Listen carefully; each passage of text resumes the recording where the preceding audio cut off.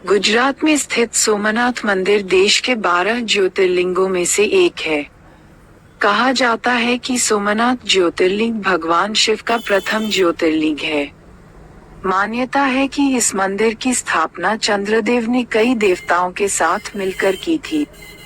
शास्त्रों के अनुसार इस मंदिर में भगवान शिव के दर्शन मात्र से ही सारे पाप नष्ट हो जाते हैं और मनोकामना पूरी होती है। पुराणों में वर्णित कहानियों के अनुसार दक्ष प्रजापति ने अपनी 27 पुत्रियों का विवाह चंद्रदेव से करवाया था। चंद्रदेव इस विवाह से काफी खुश थे, लेकिन वह अपनी सभी पत्नियों में से दक्ष की पुत्री रोहिणी को ज्यादा स्नेह करते थे, जिसके कारण दक्ष की अन्य पुत्रियां खुश नहीं थीं।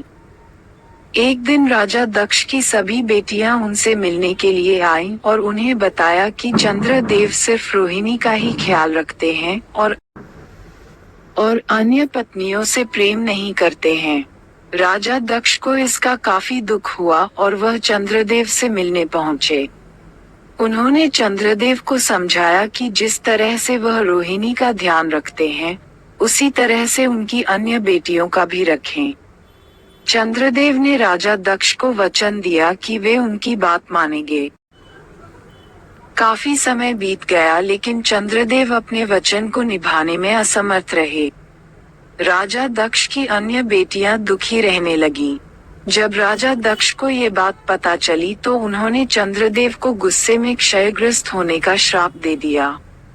ये श्राप मिलते ही चंद्रदेव की चमक कम होने लगी, जिसकी वजह से सभी देवता चिंतित हो गए। कहानी के अनुसार चंद्रदेव इस श्राप से बचने का उपाय खोजने लगे। तब वह ब्रह्मा जी के पास पहुंचे। ब्रह्मा जी ने चंद्रदेव को एक स्थान पर जाकर भगवान शिव की तपस्या करने को कहा। ब्रह्मा जी के इस उपाय को मानते हुए चंद्रदेव सोमनाथ चले आए और यहाँ विधिवत भगवान शिव की तपस्या की। चंद्रदेव की कठोर तपस्या से प्रसन्न होकर भगवान शिव ने उन्हें दर्शन दिए और उनसे कहा कि चंद्रदेव, तुम्हारी कला हर दिन के एक पक्ष में क्षीण होगी और दूसरे पक्ष में बढ़ेगी। इस तरह से प्रत्येक पूर्णिमा को पूर्ण चंद्रत्व प्राप्त होगा। चंद्रमा को मिले इस वरदान से उनका श्राप खत्म हो गया और उनकी चमक वापस आ गई। इसके बाद चंद्रदेव ने सोमनाथ में शिवलिंग की स्थापना की।